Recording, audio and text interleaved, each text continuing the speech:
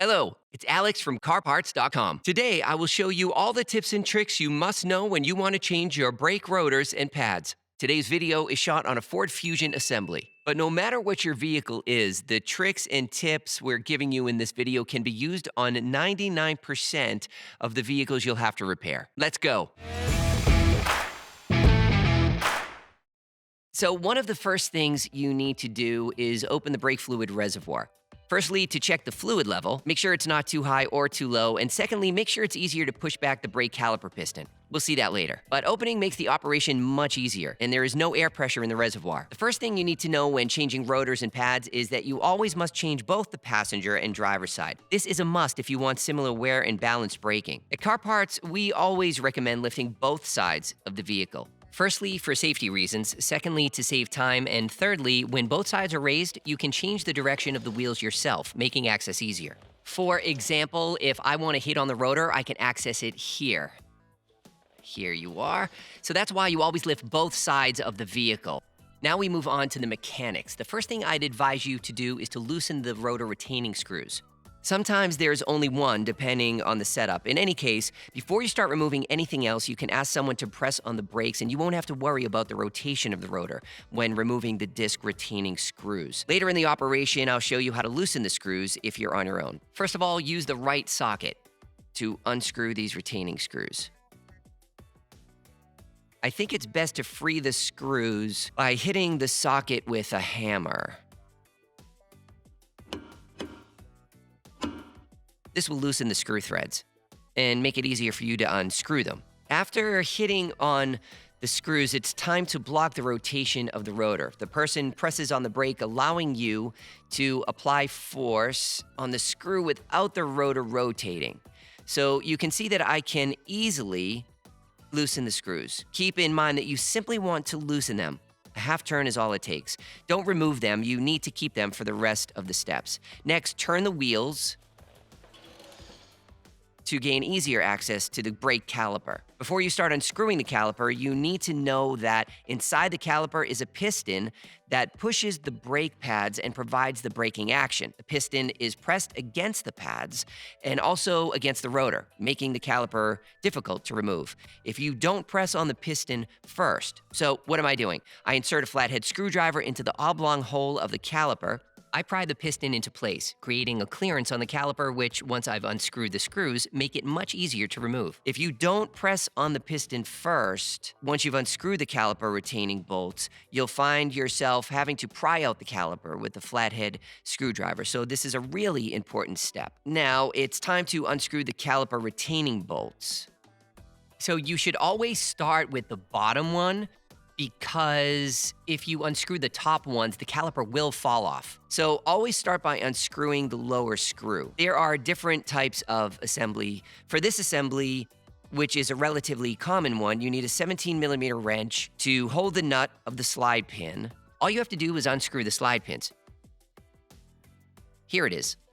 They're small and come off quite easily. Before unscrewing the slide pin completely, simply loosen it and then loosen the upper slide pin using the same technique. Once again, the idea is just to loosen it.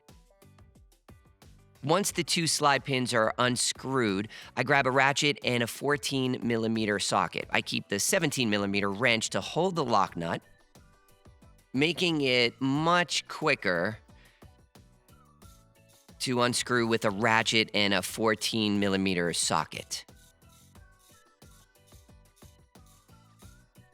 Once I reach the end, I can finish removing the slide pin by hand. Then I can do the same with the upper slide pin. So I remove the caliper slide pin while holding the caliper to prevent it from falling off. As I have pressed on the piston of the caliper, I can simply remove the caliper from the mount and pads. There's an important step at this point. The caliper is supplied by the brake hose, which brings the brake fluid to the piston. Some people place the caliper here, for example, before moving on to the next steps. There's a 90% chance that the caliper will fall off and damage the brake hose. This is why I use this accessory to hold the caliper in place and, more importantly, attach it to a stable part of the car, like the upper control arm. So no matter what I do, the caliper will stay in place. And just in case it gets in the way at some point, I can always attach it elsewhere later in the operation. Now it's time to remove the pads from the mount. As you can see, the pads are worn and the springs are so worn that one of them is broken. When we remove the caliper, this part fell off. It's time to change them. Very simply, to remove the pads, just slide them outwards and take them out of their rail like this, one by one. This one is slightly blocked. I can take a flathead screwdriver, insert it, and gently pry the pads out of their slots. For the next steps, I'll remove the caliper. I'll hook it to the strut spring, there, which will give me more room. Earlier, I showed you how to loosen the 2 rotor retaining screws. This technique works every time. If you have someone to press the brake pedal. If you're on your own during this operation, there is a technique that allows you to do this, but you have to do it before the mount is removed. So now this is the last moment we can use for the rotor rotation blocking technique. Simply take a flathead screwdriver and place it in the rotor vents. This allows you to stop the rotor from rotating as the screwdriver, which is jammed in the vents, comes into contact with the mount and prevents the rotor from rotating.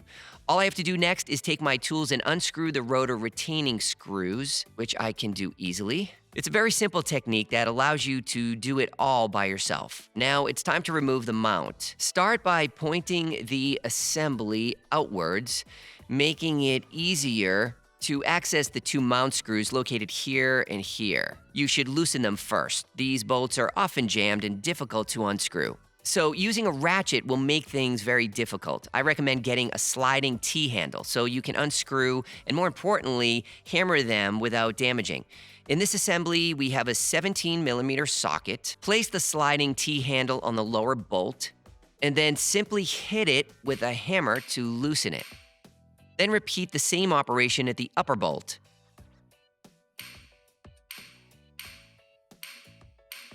Once the bolt is loose, simply use the ratchet to unscrew the bolts. A good idea is to unscrew them with a ratchet until you can unscrew them by hand. Don't remove the upper or lower bolt completely to prevent the mount from falling off. Once they're almost unscrewed, start with the lower one. Always unscrew the lower one first, because if you unscrew the upper one first, the mount will fall off this way. Then finish removing the mount upper retaining bolt. Now you can remove the mount. Now that the mount has been removed, straighten up the wheels, making it easier to remove the rotor. First, finish removing the rotor retaining screws. They are now very easy to remove. This allows us to remove the rotor. In this case, we removed the 2 rotor retaining screws, and you can see that the rotor is already moving. However, in many cases, the rotor is completely stuck to the hub. What I advise you to do to help the rotor come off is to tap with a hammer all around the rotor at hub level, taking care not to damage the threads of the hub screws. And if you're still stuck, you can tap the outside of the rotor to loosen it. Sometimes you really just need to hit it hard, but overall, if you tap well all around it, there shouldn't be any problem. Later, I'll explain how to prepare the hub so that even in 5 years' time, you can remove your rotor very easily if you need to. Now that we've loosened the rotor, all we have to do is remove it. There are 2 types of new rotor. Coated rotors are stored with a tiny bit of coat on them. And some rotors are stored with what we call storage paraffin. This case involves storage paraffin.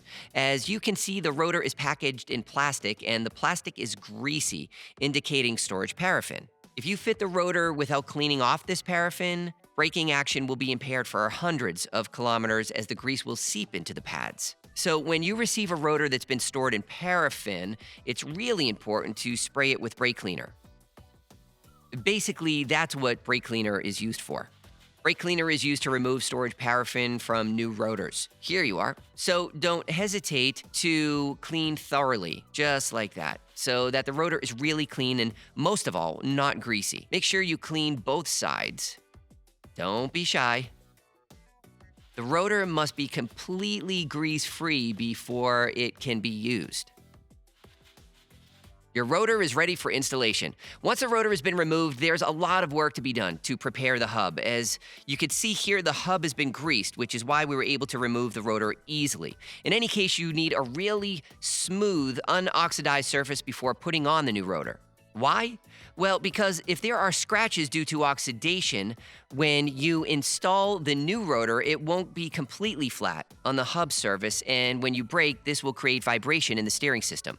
So it's really important to have a perfectly flat bearing surface for the rotor on the hub. So that's why it's so important to clean the hub thoroughly. In this case, I use brake cleaner to clean off grease more so than rust. Then I use paper to remove the greasiest part. Now I'm brushing to remove oxidation.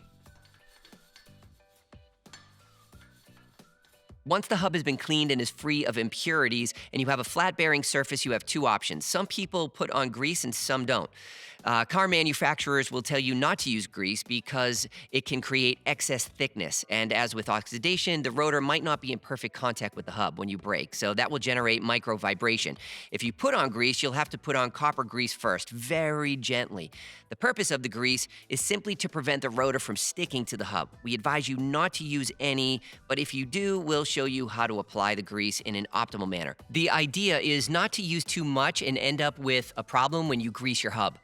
For those who put copper grease on the hub, apply a tiny bit of grease, just like that.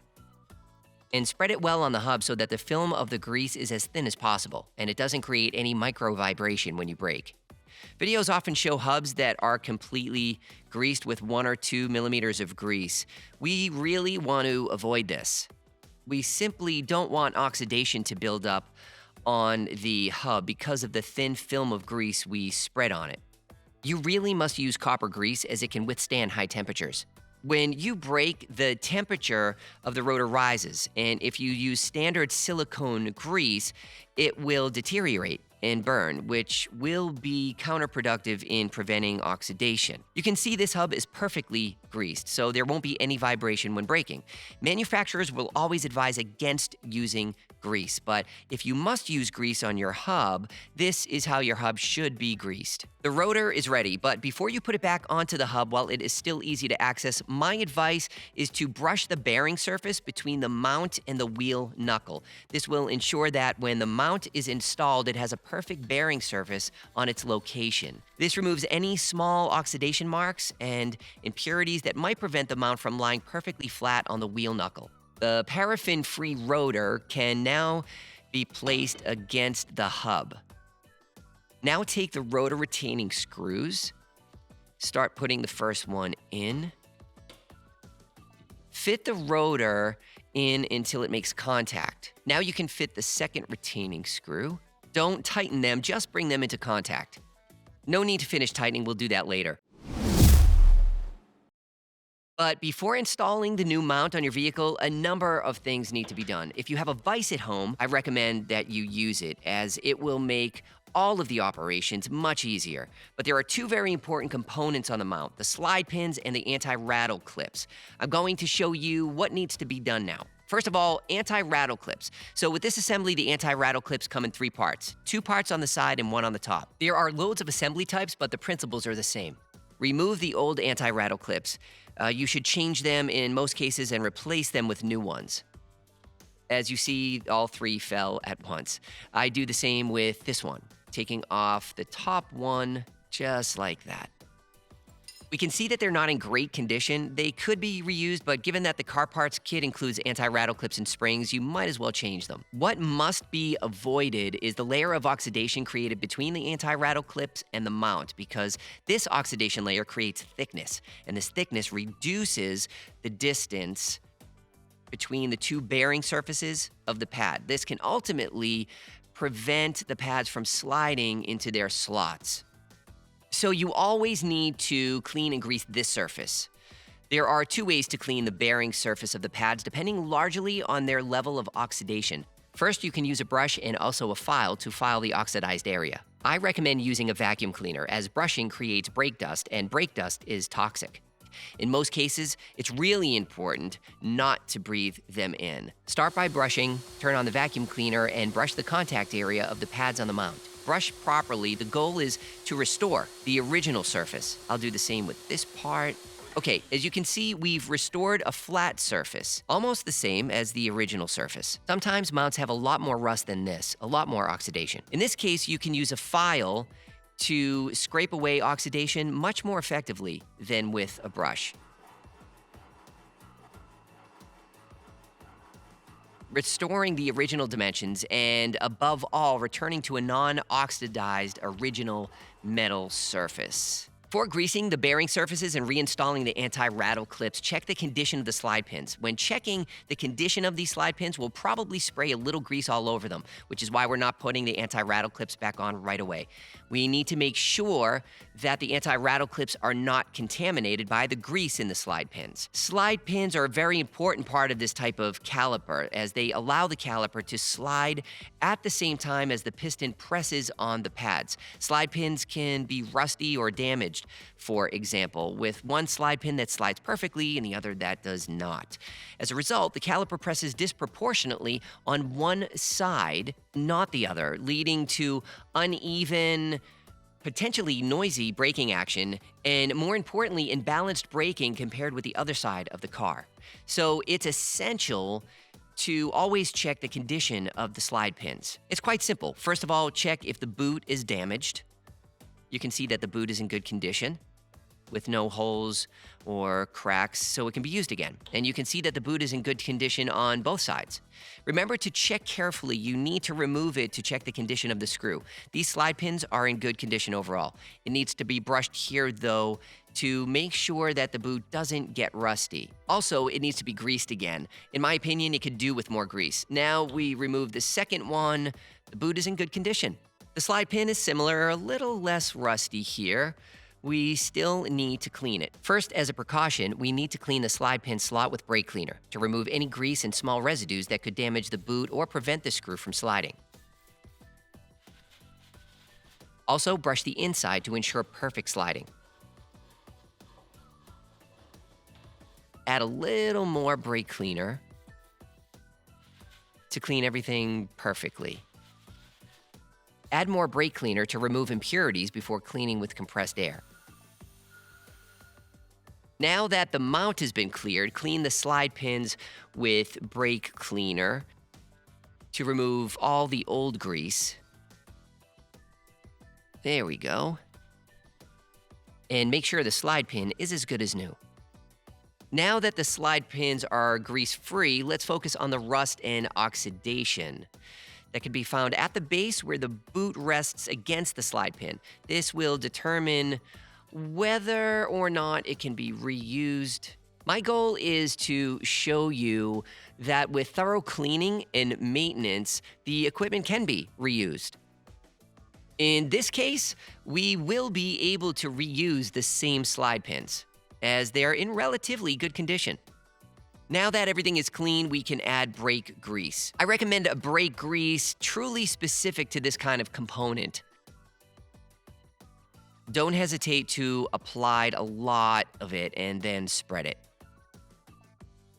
Same on this one. Apply plenty at the base to seal the assembly. Next, grab the boot and put it back on the slide pins. Do the same with the second one. Don't hesitate to use a lot of grease, as the inside of the mount needs to be greased too.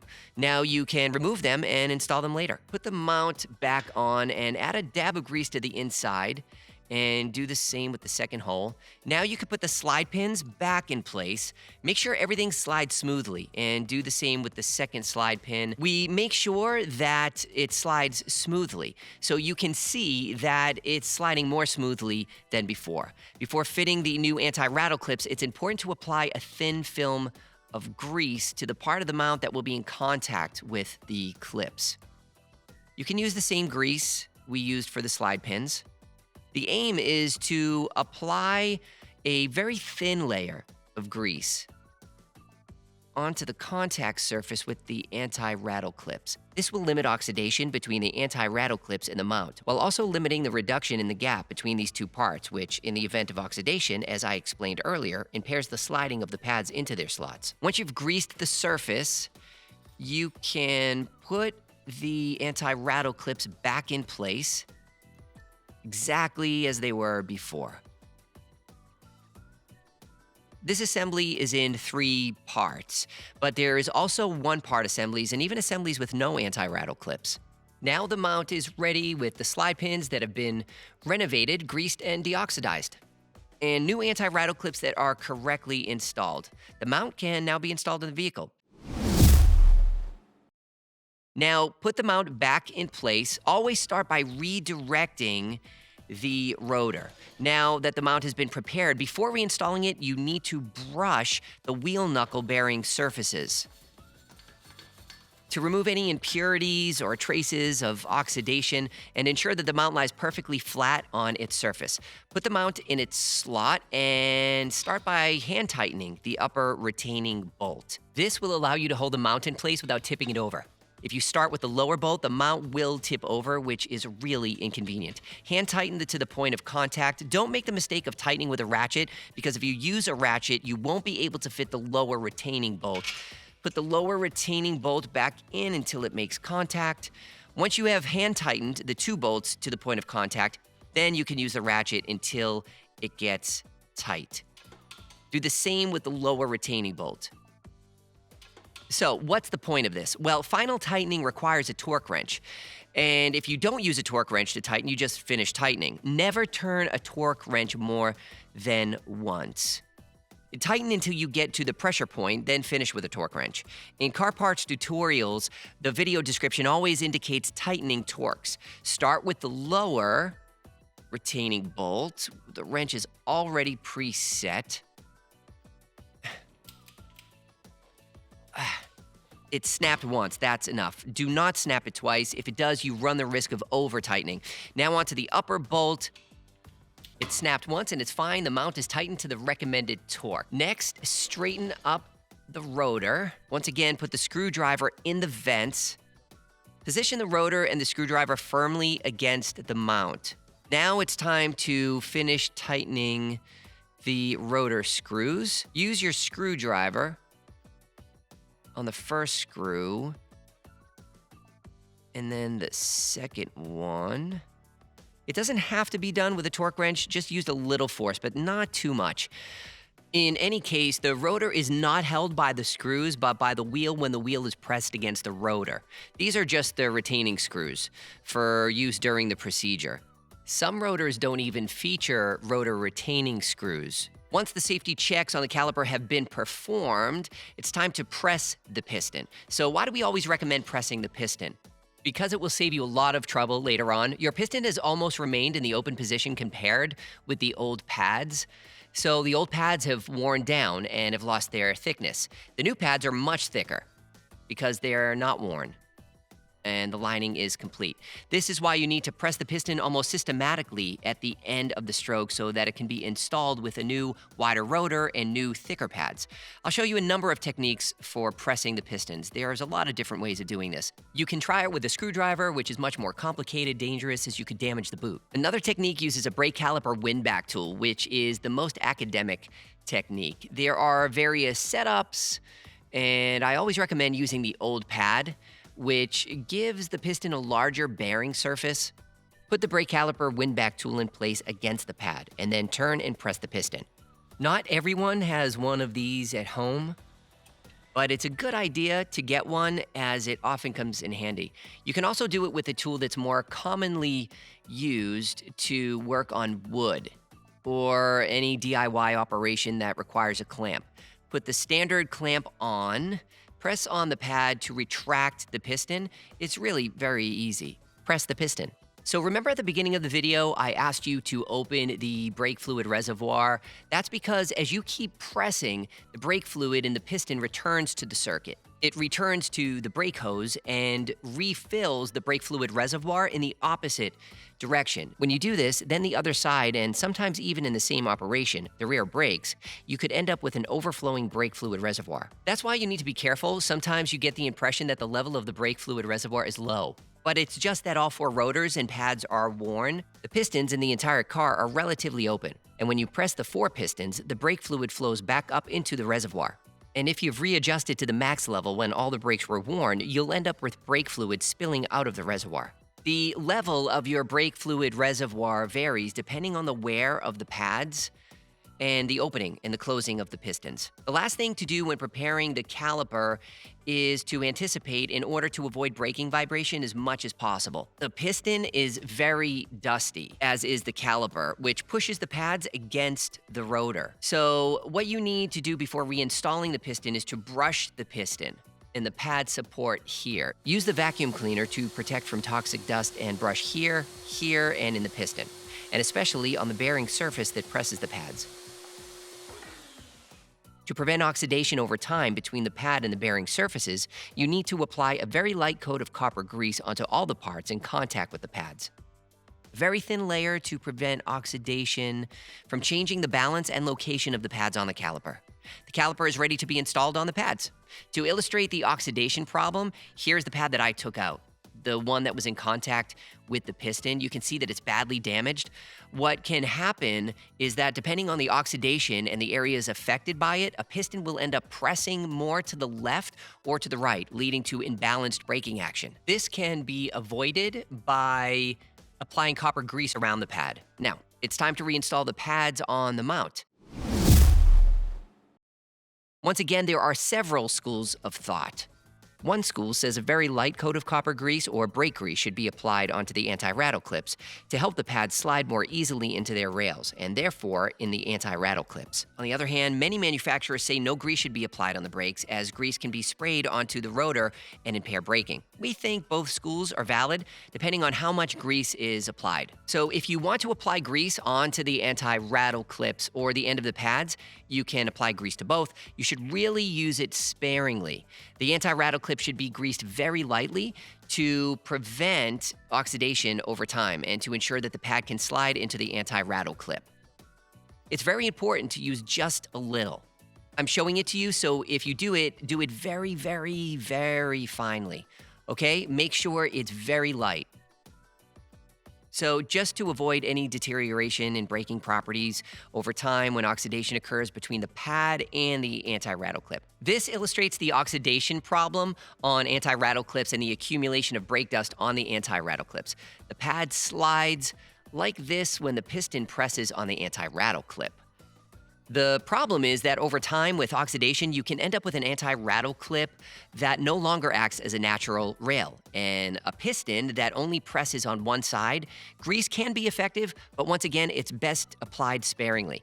Now that everything's in place, we can reinstall the pads. Before reinstalling them, I recommend checking that the new pads are identical to the old ones. Check that their shape and model are the same so that you don't install the wrong pads. I also like to make sure that there are no differences between the two pads. Depending on the assembly, one pad may be a certain shape and the other another shape. This can happen, so you need to check that all 4 pads in the kit are identical. And if they're not, you have to decide which pad goes on the inside and which on the outside. In this case, the 2 pads are identical, so we can install them. Several techniques can be used when installing pads on the caliper mount. The problem here is that the anti-rattle clips are divided into 3 parts on each side. So you really have to take it easy to avoid loosening the anti-rattle clips. It depends on your type of assembly. It can be a bit complicated to put in place. You just have to take your time and be careful not to force it. It usually works. There. Hey, presto. Now, the second pad has been installed. Make sure it comes into contact with the rotor, that there are no problems with the anti-rattle clips, and then we can continue. Once this is set up, then there are what we call springs, which when you stop braking, spreads the pads apart so that they don't come into contact with the rotor. So when you brake, the piston presses the pads against the rotor and brakes the vehicle. And when you stop braking, the piston stops pressing on the pads and the spring pushes the pads back so there's no contact with the rotor. While it's fairly common setup, the problem is that it's complicated to install the caliper on the brake pads. What I'd advise you to do is start removing the caliper and placing it here. This will allow you, once the springs have been installed, to hold the pads against the rotor and put down the caliper, which is not really easy to do. Check that the caliper is securely seated. There won't be any vibration since we don't need to tap it with a hammer. What you need to do later is take it with one hand while holding the pads and install it on the pads. So prepare yourself properly, anticipate, and look at how everything is positioned. Now take these springs and install them into their insertion hole. Once you've installed the springs, they start pushing the pads out. And if the pads come out, you have to start again from the beginning. So you have to hold them in place and install them at the same time. That's it. I'm holding them. Okay, now we come to the most difficult bit. So I'm not gonna lie, this required a few takes. Bam! Okay, good. Once the caliper is in place, make sure it doesn't fall off, of course, and start by putting the upper retaining slide pin back on. Try screwing it by hand as far as you can. The slide pin is in good condition, but you can change slide pins if they're supplied in the kit. If you feel like changing them, don't worry about it. It's a good time to change them. We don't have it in this case, but you can. Next, put the lower slide pin back on by hand. Now for the tightening. As with the mount retaining bolts, use the wrenches until they make contact. And do the same with the lower slide pin. Okay, for the slide pins, like mount retaining bolts, use the torque wrench. One snap, no more. Do the same with the lower slide pin. Hey, presto, the caliper is correctly repositioned. We're almost finished, but you should keep a few things in mind once you've finished changing the rotor and pads. There's still a number of things to do in terms of safety. First, the piston is fully retracted and not in contact with the pads, not entirely. If you use your car again, but don't press the brake pedal several times beforehand, the first time you try to brake, the car won't brake. So that's why it's so important to press the brake pedal several times to bring the piston into contact with the brake pads so that the car brakes correctly the first time. There is one more thing you need to do on both sides once the rotors and pads have been changed.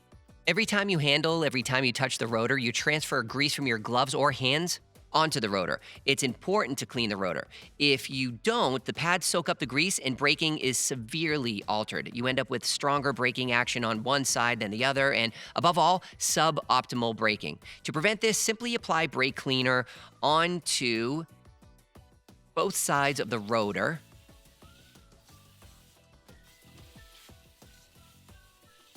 To remove the grease. And if you can, clean the rotor as much as possible wherever you can access it. The most important thing you need to know before you start driving is not to brake suddenly. If you do, this will glaze your pads, which is going to impair braking and actually damage the pads before you've even started to use them. So for the first 50 miles or so, brake gently and don't drive abruptly so as to break them in and get them working properly. Remember, too, to check the brake fluid level. Make sure it's not below the minimum or above the maximum and close it properly. I hope you enjoyed this video. Don't forget to subscribe. And if you have any tips to add, feel free to comment.